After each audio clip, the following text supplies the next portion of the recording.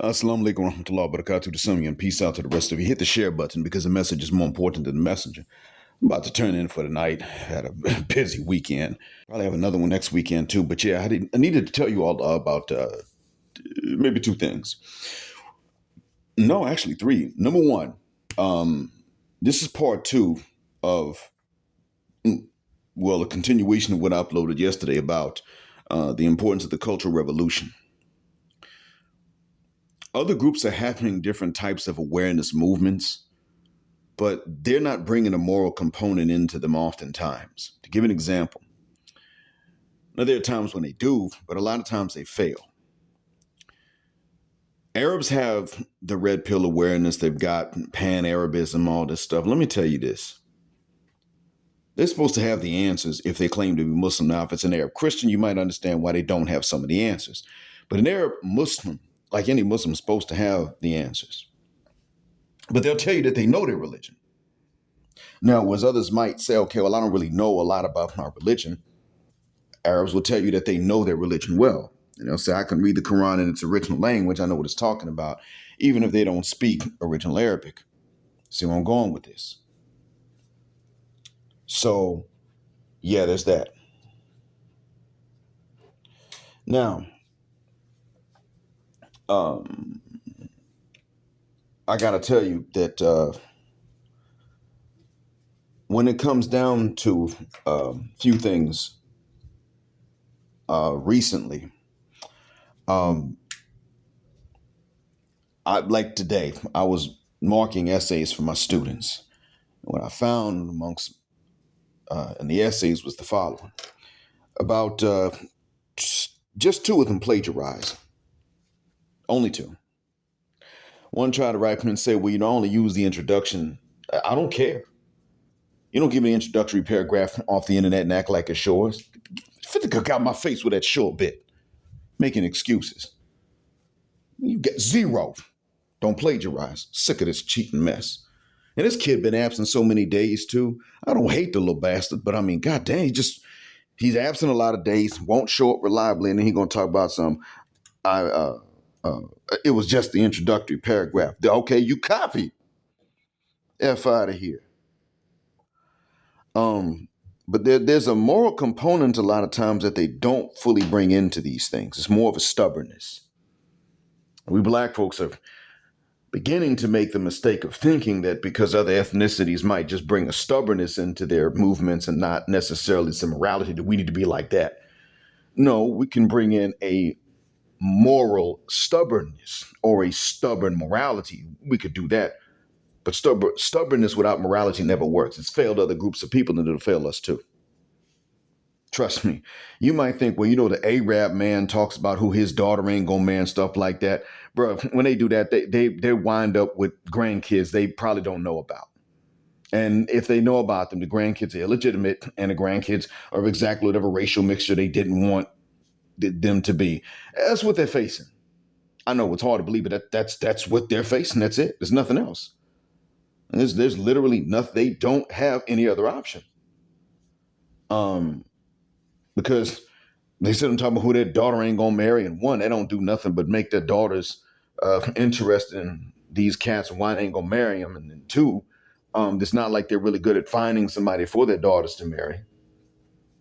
I mean, I gotta look for somebody for my son. I gotta track one of them down. Actually, I gotta track this one particular lady down because I don't live in the same city as her anymore. I gotta do the work.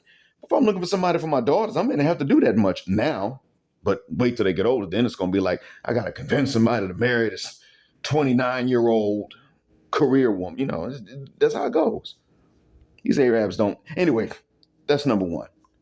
So I wanted you to know that when you have movements, you oftentimes do bring a type of positivity into them. And even if you didn't mean for them to, they benefit other groups of people. And that may not have been your intention, but they benefit other groups of people, even if you weren't trying to. It's almost like you can't help it.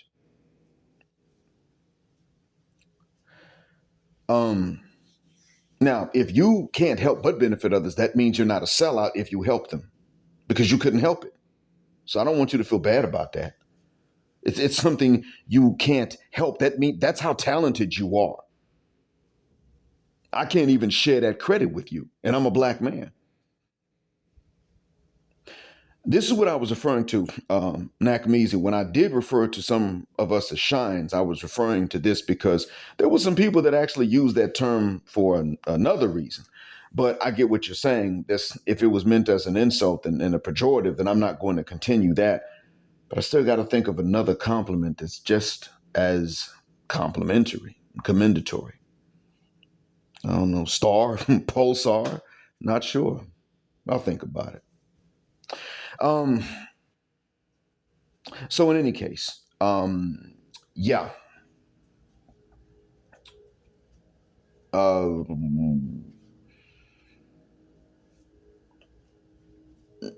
Next thing I was going to tell you was that second thing I was going to tell you was that look, when sisters, and I have the Geek Underground to thank for bringing this to my attention inadvertently. This is about sisters making false accusations and why women have done this and sisters have done this. We know about this. The Geek Underground's last upload was about this, and I was looking at it. I caught the tail end of it because I was busy shopping earlier. I saw, okay, you know what? I started thinking, wait a minute. I remember when I was younger, I was one of the guys on whom sisters would make these jokes. And I said in the previous upload how sisters were really playing disrespectful games with me and about three others that I know of. Some other guys, I'm sure I never met them, but the ones I knew, it was the ones I mentioned. And for them, it was like, no biggie. Just go ahead and make jokes. Tell this joke about this guy and that joke about that guy. Tell this joke. It's okay. No biggie. Just we're just making fun of guys and they deserve it anyway. And that's how they thought, right? And then I began to realize that I could kind of accurately predict who they would falsely accuse because subconsciously I understood more than I did consciously. I subconsciously could understand more than I could articulate. And I consciously understood more than I could articulate in words. One day somebody, Spellman, accused some Morehouse cats of a struggle snuggle.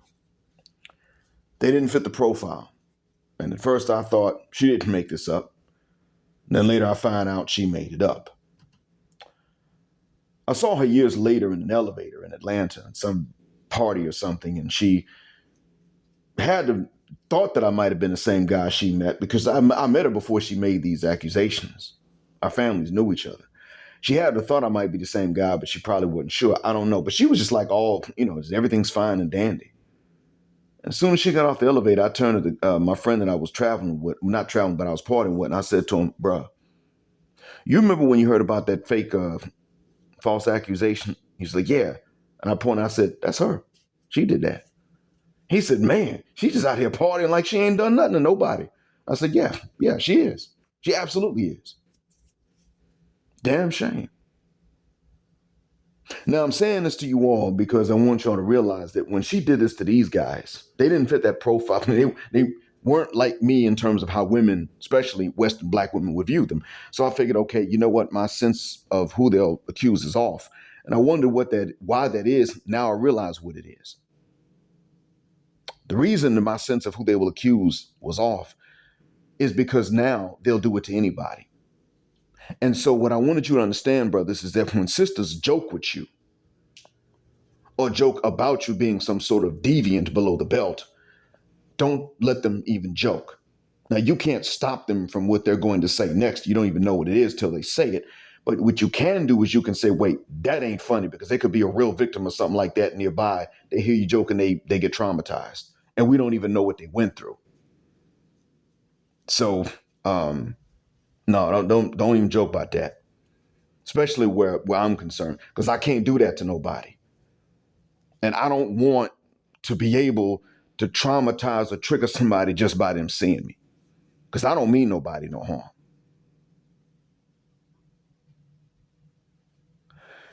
Now, I say that because when they sit up and they start with this as a joke, even if it's a mean-spirited joke, when they do that, whether they are doing it innocently or as a mean-spirited joke, they're doing it as a litmus test. You'll notice that they do this when somebody else is around.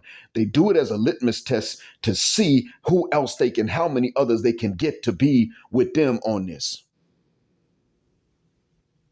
That's why they do it. They do that to see who else is going to back them up. And that's why I say to you, man, look, don't. Just don't. That's why I say to you, don't let them do that and casually laugh it off.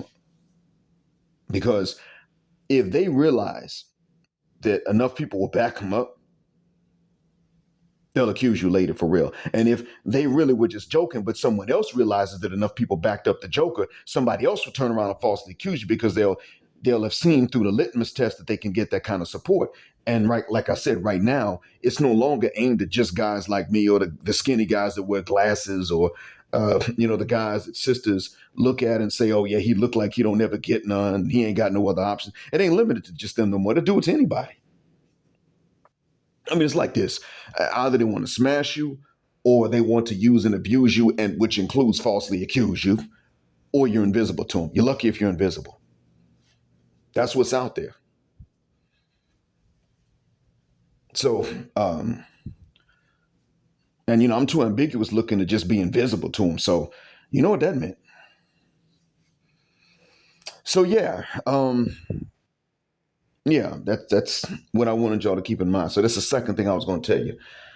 The third thing I wanted to tell you was that Terrell Owens, this is important. Terrell Owens he really did go through some stuff. And I know because I would have faced the same thing. I damn near did. As much as I'm attached to my current wife, we almost never discussed marriage, and here's why. I remember 2017. I told you all about how my memory got jarred in 2017. And that's when I started to talk about more relationship and marriage stuff and even somewhat red pill stuff. 2017 was a turning point because, as I stated, the last day of July, my memory got triggered. My friend from Senegal living in Morocco jarred my memory. When he did so, he got me to remember how it was that Rebecca at my job in 2001 pretty much came out and told me that, hey, look, this is what's going to happen. Sisters ain't never going to treat you the same and equal to how they treat other brothers, that they're not going to do it, so you can give up on it. That's not happening. They're not going to do it. They wouldn't do it. That's not who they are. That's not how you are and how you look to them and how you strike them. So that's not going to happen. You're going to get worse treatment. So I said, okay, got it. I chewed on that until, of course, 9/11 happened, made me forget everything. Made a lot of us forget everything. But then, 2017, he jarred my memory accidentally. It was actually a lady, one of the three ladies with whom he was trying to introduce me, that jarred my memory. I was like, wait a minute, how do I know that the one that's the least interested out of the three is also the best looking? Why is that so reliable? And he confirmed it for me. Then it dawned on me, oh, that's right. She told him, don't even waste my time. I told you I'm only attracted to black men. And he told her he is black. And she was like, no, and don't even send him my information. And I later saw her, and she was cute, but she was one of those that wears too much makeup. For a Muslima, she was trying to get too much attention in public while still wearing a hijab. She was one of those.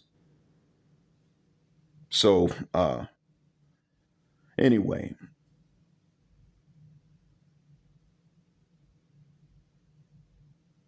this is where it got worse.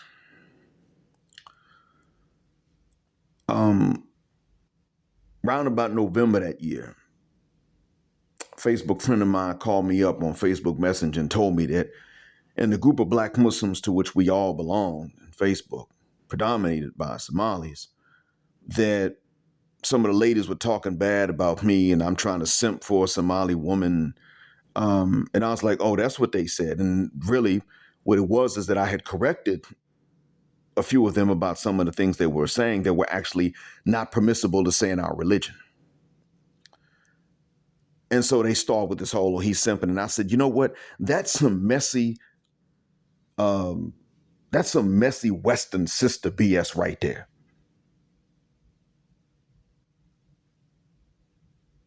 So they're going to turn my correction because they said things we're not allowed to say in front of me and everybody else. They're going to turn my correction into, oh, he trying to simp for a Somali woman. Why would I try to simp for women I can only see online?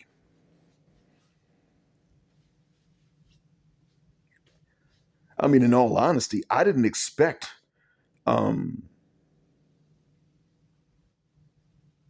a positive result from something like that if I even got the idea and tried to act on it.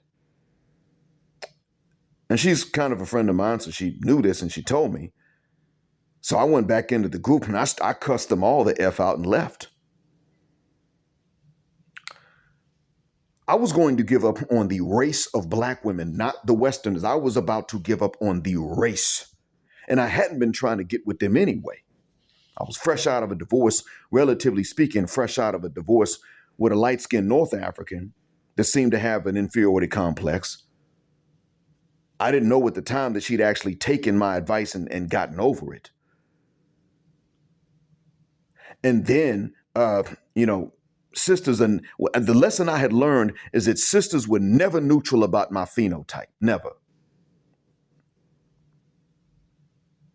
If they had an inferiority complex, then they wanted my phenotype because they had an inferiority complex. And if they didn't have one, then they were so militant, fist in the air, ungawa, or even if they weren't that conscious. And they would just worried about what their friends was going to say and what they could show off to their friends, then I wasn't dark enough. And I was like, there's no neutrality about my phenotype within our race. So I was done. I was not going to pursue any more of our race, period, for any reason. I was done. No, it's not happening.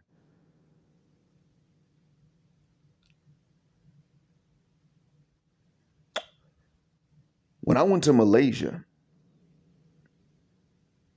I was already in discussion with my current wife, but a friend of mine didn't know that. So when I told him I was chilling in KL, he said, oh, how far is that from Thailand? He wrote this on WhatsApp when we was chatting.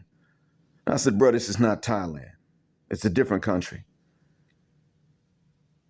So he went on to a matrimonial website with a profile for me because he had some photos from when I visited before, the summer before that when I visited. He knew my date of birth. We got the same first name. Well, had before I got me a Muslim name. And so he wrote me back and was like, hey, Black, listen, go to the site. Here's your username. Here's your password. You done already got 28 hits. I didn't know what the hell it was till I clicked the link, opened it up and said, this is a matrimonial site. This boy done put me out there for marriage in Malaysia. And then I used the username and password logged in. It went from 28 to 36. When he sent the message to me, sorry about that. When he sent the message to me, it was 28 hits. When I logged in a few minutes, probably about 2 minutes later, it was 36. They were hitting me up. And I was like, okay, so I got options here in this part of the world. I almost never said anything to my current wife. And if I had gone to Malaysia before I said anything to my current wife, which I did because I had a good reason to believe that she was interested. And she would have actually been happy. Had it been in the reverse order, chronologically speaking, I would not have approached her. I would have been talking to imams in Malaysia and Indonesia saying, look here, this is what I'm going to be doing. Where them dark-skinned women at closer to my age? That's what I would have been doing. I'd have been like, where them widows at? Especially a dark-skinned widow.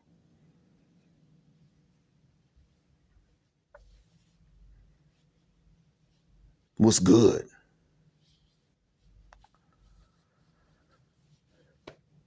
See,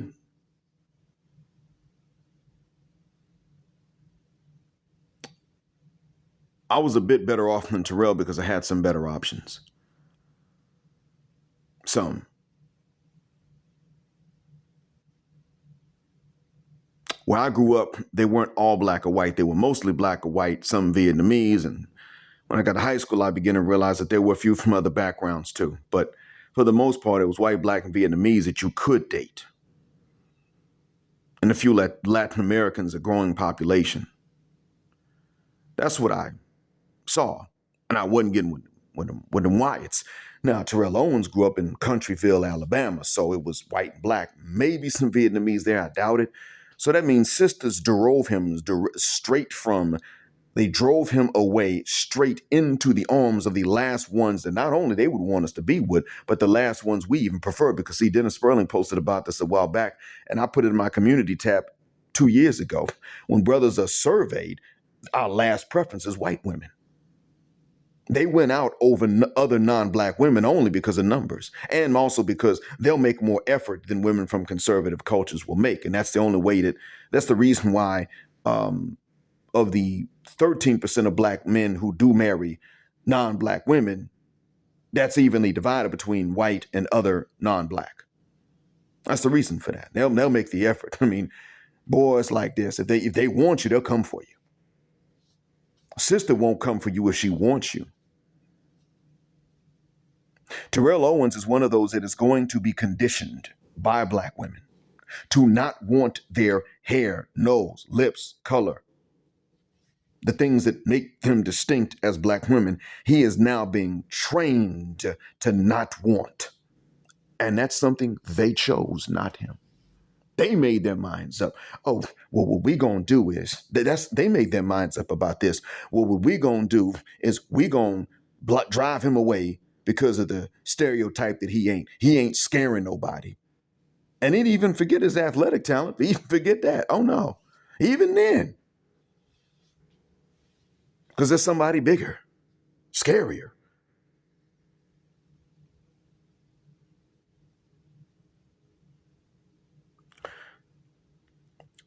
The next generation of young black men that are growing up with passport bros being of a high profile, SYSBM being an available option, but the black manosphere being at least known about universally in the mainstream, are going to not want sisters visually based on the things that sisters are doing.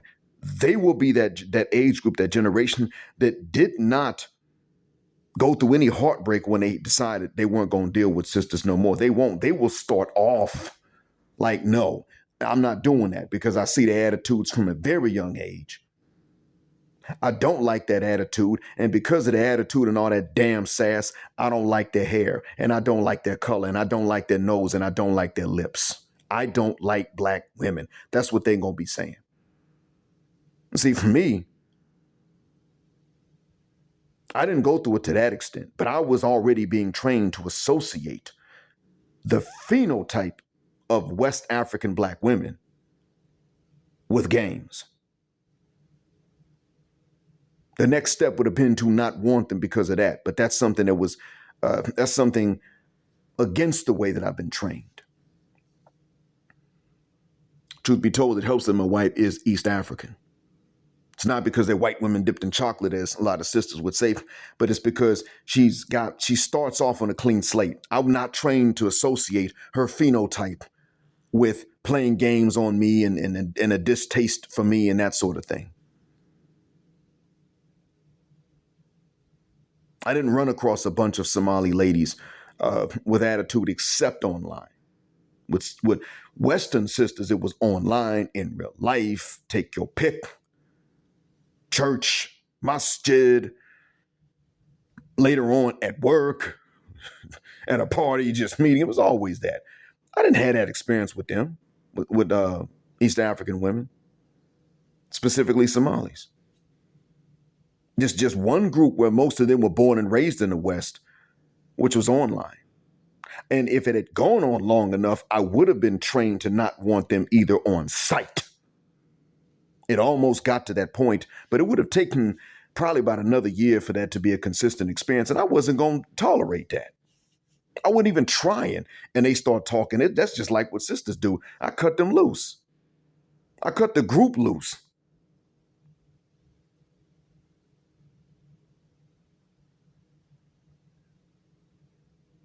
The thing was that in person, my wife and her friends, who were also Somali, were the only women in the teacher's residence building that were known to not start or cause crap and not be sitting up discussing how to falsely accuse men. At that point, the men were paranoid, and rightly so, because the women were doing this.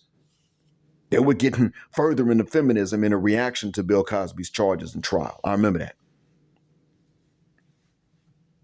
Yeah, it was bad.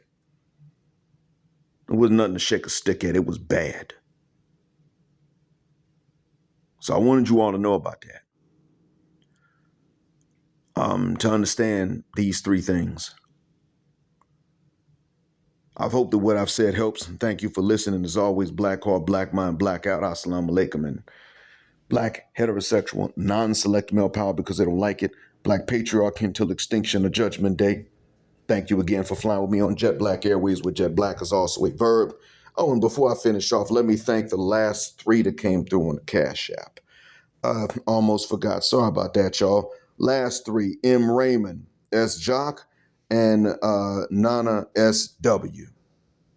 Thank you from the bottom of my black heart and from the depths of my black mind. As always, gender justice forever.